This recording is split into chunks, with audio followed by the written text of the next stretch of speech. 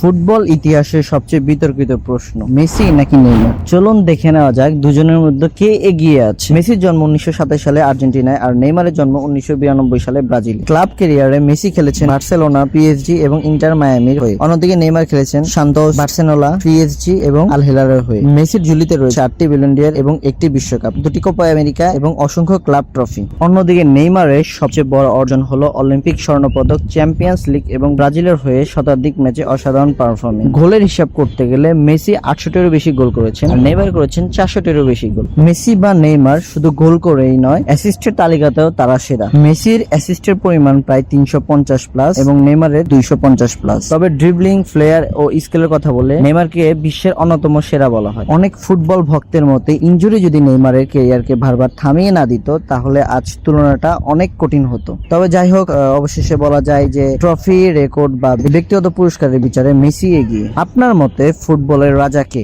Messi নাকি Neymar? অবশ্যই কমেন্টে লিখুন।